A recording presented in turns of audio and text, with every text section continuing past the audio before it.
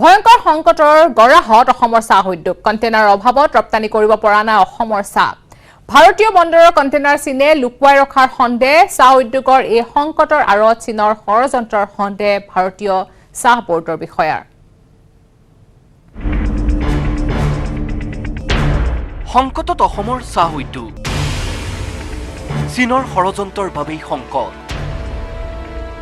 গুৰুতৰ অভিযোগ আনিলে চাহ বৰ্ডৰ অধ্যক্ষই কৰোনাৰ প্ৰভাৱ পৰা নাই অসমৰ চাহ উদ্যোগত পূৰ্বৰ দৰে অব্যাহত আছে চাহৰ উৎপাদন গুণগত মানৰো হোৱা নাই তাৰতম্য ইৰাণৰ লগতে পশ্চিমৰ দেশবোৰতো বৃদ্ধি পাইছে চাহিদা কিন্তু তাৰ পিছতো কেৱল কণ্টেইনাৰৰ অভাৱৰ বাবেই ৰপ্তানি কৰিব পৰা নাই অসমৰ চাহ কণ্টেইনাৰৰ অভাৱে মাধমাৰ সোধাইছে ৰাজ্যৰ চাহ উদ্যোগক স্পট নাইকিয়া হ'ল একেবাৰে কণ্টেইনাৰ নাই কলিকতা ইষ্টাৰ্ণ পৰ্টবোৰৰ পৰা হালদিয়া কলিকতা কণ্টেইনাৰ এভেইলেবিলিটি একেবাৰে নাই চাহটো কণ্টেইনাৰৰ ভিতৰত সোমোৱাই ইয়াৰ পৰা পঠায় কণ্টেইনাৰবোৰ কিবা কাৰণত নাইকিয়া হৈ গ'ল আমি শুনিছোঁ যে চাইনাই চব কণ্টেইনাৰবোৰ লৈ পেলাই তেওঁলোকৰ কিবা কব্জা কৰি ৰাখিছে কলকাতা হালদিয়া আৰু পাৰাদীপৰ বন্দৰত নাটনি হৈছে কণ্টেইনাৰৰ কপটীয়া চীনে ভাৰতীয় বন্দৰৰ পৰা কণ্টেইনাৰসমূহ ছিংগাপুৰ অথবা নিজৰ কোনো বন্দৰলৈ নি লুকুৱাই ৰখাৰ সন্দেহ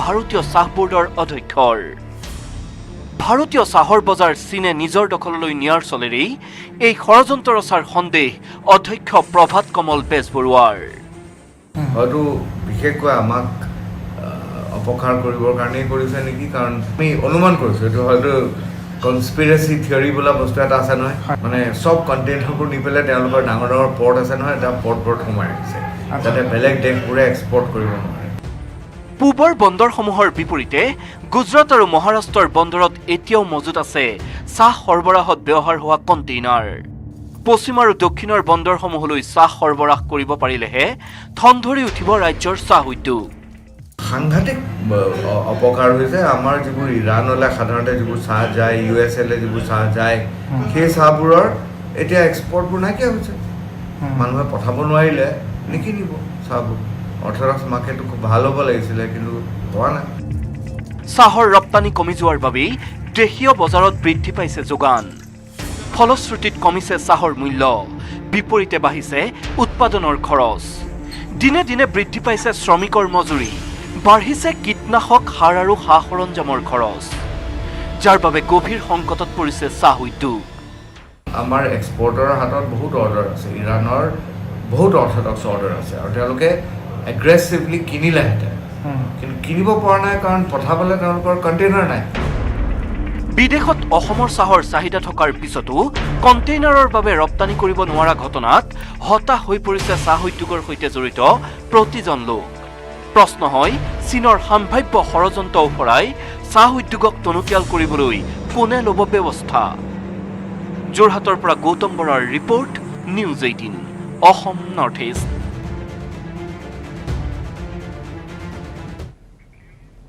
দেশ ক্ৰীড়াৰ সৰ্বোচ্চ সন্মান খেল ৰত্নৰ নাম সলনি কৰা হৈছে ৰাজীৱ গান্ধীৰ সলনি এতিয়াৰ পৰা নাম হ'ব মেজৰ ধ্যানচান্দ খেল ৰত্ন বঁটা প্ৰধানমন্ত্ৰী নৰেন্দ্ৰ মোদীয়ে কৰিছে ঘোষণা হকীৰ যাদুকৰ আছিল মেজৰ ধ্যানচান্দ দেশবাসীৰ অনুৰোধৰ পিছতে প্ৰধানমন্ত্ৰীৰ এই ঘোষণা অলিম্পিকত ভাৰতৰ হকী দলৰ উজ্জীৱিত প্ৰদৰ্শনৰ পিছত এই ঘোষণা কৰে প্ৰধানমন্ত্ৰীয়ে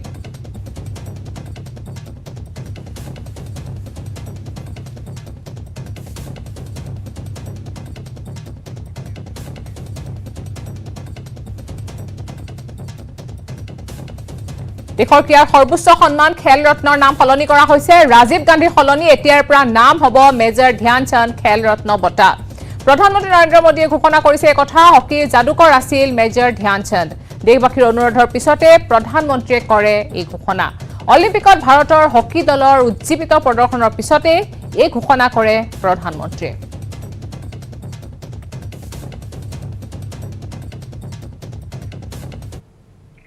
অলিম্পিয়ান হকী খেলুৱৈ তথা হকীৰ যাদুকৰ ধ্যানচান্দৰ পুত্ৰ অশোক ধ্যানচান্দৰ সৈতে নেটৱৰ্ক 18ৰ বিশেষ সাক্ষাৎকাৰ ধ্যানচান্দৰ নামত খেল ঘোষণা কৰাৰ পিছত এই বঁটা প্ৰদানৰ কথাৰ পিছত প্ৰধানমন্ত্ৰীয়ে ঘোষণা কৰাৰ পিছত নেটৱৰ্ক 18ক মনৰ ভাৱ ব্যক্ত কৰিলে अशोक ध्यानचंद सरकार ने झांसी को बहुत बड़े इनाम से नवाजा है। मेजर ध्यानचंद जिनको हॉकी का जादूगर कहते हैं, उनके नाम पर आज से राजीव गांधी खेल रत्न अवार्ड दिया जाएगा, जो पहले कभी राजीव गांधी हुआ करता था। हमारे साथ बैठे हुए हैं मेजर ध्यानचंद जी के बेटे अशोक जी, उनसे बात करते हैं। अशोक जी, कितनी बड़ी उपलब्धि झांसी के लिए, बहुत लंबे समय से इंतजार था। झांसी एक ऐसा क्षेत्र रहा है जहाँ पर बहुत हमारे महान मैं कहूँगी हमारी रानी लक्ष्मीबाई, जिनके त्याग का कहीं कोई सानी नहीं, मैथिली शरण गुप्ता जी और हमारे वृंदालाल वर्मा जी साहब, और एक नाम और शामिल होता है खेलों की दुनिया में, मेजर ध्यानचंद।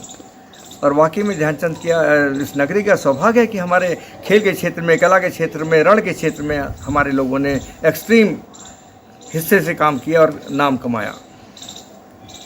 और खेलों के अंदर ध्यानचंद एक ऐसा हॉकी का तो पर्यायवाची शब्द बन चुके हैं और बन चुके थे कि अगर हॉकी का नाम ले तो हम ध्यानचंद का नाम आता ही है। उनके द्वारा किए गए वो कार्य जो उन्होंने देश के लिए निस्वार्थ भाव से किए थे, बिना किसी और टाइम था भी कुछ नहीं, लेकिन सिर्फ एक खेल था, एक जुनून था कि देश के लिए गोल्ड मेडल जीतना है। सुविधाएं हैं बिल्कुल माइनस नील, और उसके बाद कुछ मिलता है नहीं मिलता है, लेकिन लेकर के आते थे गोल्ड। और वो गोल्ड जो आया है उसने इस भारत देश के अंदर खेलों के प्रति लोगों का प्यार मोहब्बत बढ़ा, हमारे बच्चों के अंदर वो प्रेरणा के स्रोत बने, हमारे आने वाली जनरेशन्स ने उनसे प्रेरणा लेकर खेल के अंदर बहुत आगे तरक्की करी। कई नाम उसके अंदर शामिल हैं। केडी सिंह बाबू साहब का नाम मैं ले सकता हूं, जिन्होंने 52 के ओलंपिक के अंदर जो खेला है वो भी ध्यानचंद जी के अनुयायी थे, उनके चाहने वाले थे। बलबीर सिंह साहब, ग्रेट बलबीर सिंह, जिनके तीन गोल्ड मेडल ओलंपिक के अंदर रहे हैं, जिन्होंने देश को 3 बार गोल्ड मेडल का से नवाजा, वो ये कहते थे अपने जीवन में कि मैं तो ध्यानचंद जैसा बनना चाहता था। तो ये प्रेरणा चीज़ होती, जब इतने बड़े बड़े खिलाड़ी, तो हम जैसे जाने कितने खिलाड़ियों ने सोचा होगा कि हम ध्यानचंद बन। खबर আৰু আছে, কিন্তু তাৰ আগতে লৈছো পুনৰ এটা বিৰতি। चल शुरू हो जा माय टर्न कर दे सब कुछ ऑन ट्रैक स्ट्रांग है my turn flexible my turn बड़ा समझदार নিৰ্মাণৰ মানদণ্ড माय टर्न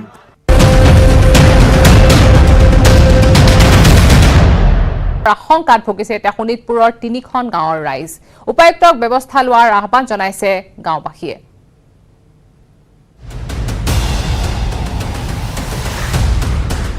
এখন প্ৰপত্ৰক লৈ শোণিতপুৰত প্ৰতিবাদ।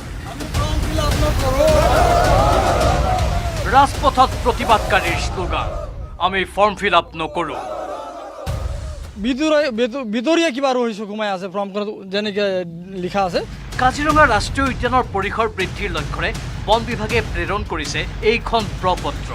অসম বন্যপ্ৰাণী সুৰক্ষা নিয়মাৱলী 1997 চনৰ দাবী প্ৰপত্ৰ, কিন্তু এই ফৰ্মখন ফিল আপ কৰিবলৈ যিহেতু কোৱা হৈছে, আৰু ইয়াত এটা কথা স্পষ্টকৈ লিখা হৈছে যে ঘোষণাপত্ৰত উল্লিখিত প্ৰস্তাৱ ৰাষ্ট্ৰীয় উদ্যান এলেকাৰ ভিতৰৰ বাসিন্দা হওক। গাঁওবুঢ়াৰ জৰিয়তে শোণিতপুৰৰ মহাভৈৰৱ মৌজাৰ 1 নম্বৰ শিৰুবনী, 3 নম্বৰ শিৰুবনী আৰু 4 নম্বৰ শিৰুবনীৰ 600 ঘৰ লোকৰ হাতে হাতে তুলি দিছে প্ৰপত্ৰখন। তিনিওখন ৰাজহ গাঁৱক ৰাষ্ট্ৰীয় উদ্যানৰ অন্তৰ্ভুক্ত কৰাৰ অচিলাৰে প্ৰেৰণ কৰা প্ৰপত্ৰ হাতত পৰাৰ পিছতেই হাহাকাৰ লাগিছে ৰাইজৰ। উচ্ছেদৰ আশংকাত ভোগা ৰাইজ ওলাই আহিছে ৰাজপথলৈ।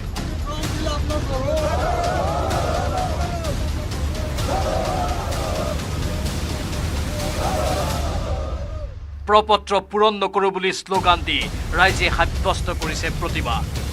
কোনো কাৰণতেই ভেটি এৰি নিদিয়াৰ হুংকাৰ ৰাইজৰ। তাৰমানে ফৰ্মখিনি আমাক গাঁওবুঢ়া আনি পেলাই দিলে, আৰু গাঁৱৰ ল'ৰা এটাৰ সহযোগত গাঁওবুঢ়া আনি পেলাই আমাৰ ফৰ্মখন দিলে, আৰু কৈছে যে এইখন ফৰ্ম তোমালোকৰ আদি ককা আজু ককা তেখেতৰ 50-60 বছৰ আগৰ যদি মাটিৰ ডকুমেণ্টছ আছে, এই গাঁওবিলাকৰ যদি মাটিৰ ডকুমেণ্টছ আছে, সেই ডকুমেণ্টছ দি পেলাই এই ফৰ্মখন ফিল আপ কৰি দিয়া, আৰু নহ'লে ভৱিষ্যতে 9 এডিশ্যনত সোমাই গৈছে এই গাঁও 3-4খন, আৰু ইভেকশ্যন হৈ যাব গাঁওকেইটা। ককাক আজু ককাকৰ দিনৰে পৰা ৰাজহ গাঁওকেইখনত বসবাস কৰি অহাৰ দাবী প্ৰতিবাদকাৰীৰ। তাৰ পিছতো বন্যপ্ৰাণী সুৰক্ষা আইন 1972ৰ 35(1) ধাৰাৰ অধীনত জাৰি কৰা অধিসূচনা প্ৰত্যাহাৰৰ দাবী ৰাইজৰ। কেৱল ইমানেই নহয়, ৰাইজৰ হাতে হাতে তুলি দিয়া প্ৰতিখন প্ৰপত্ৰৰ বিপৰীতে ধন লুটা গাঁওবুঢ়াৰ বিৰুদ্ধেও ব্যৱস্থা লোৱাৰ দাবী ৰাইজৰ।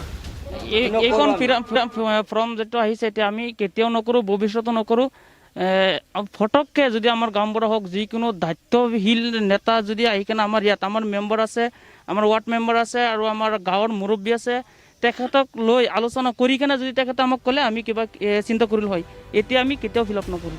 কাজিৰঙাৰ নৱম সংযোজনত শোণিতপুৰৰ 3খন ৰাজহ গাঁও অন্তৰ্ভুক্ত কৰাৰ বিষয়টোত ভুক্তভোগীয়ে দাবী কৰিছে উপায়ুক্তৰ হস্তক্ষেপ। তেজপুৰৰ পৰা হেমন্ত কুমাৰ নাথৰ report, news 18 Assam north east.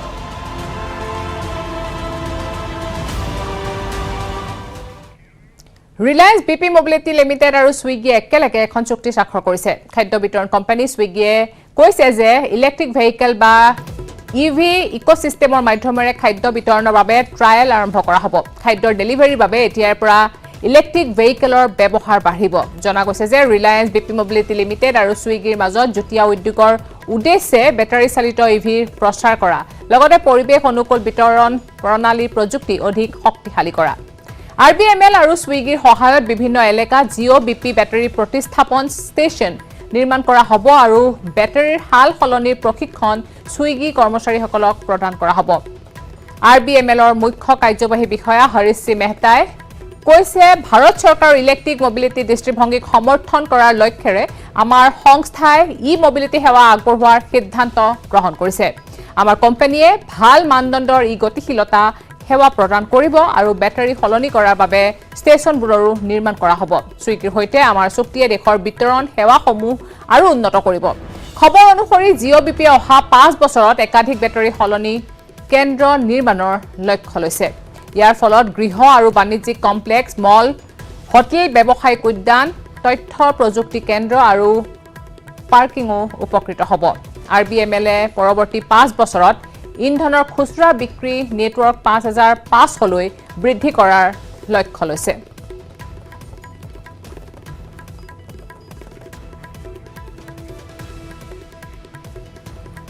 আৰু ইয়াৰ লগে লগে সময় হৈছে চিটি 18ৰ পৰা বিদায় লোৱাৰ। নমস্কাৰ। चल शुरू हो जा माय टर्न कर दे सब कुछ ऑन ट्रैक।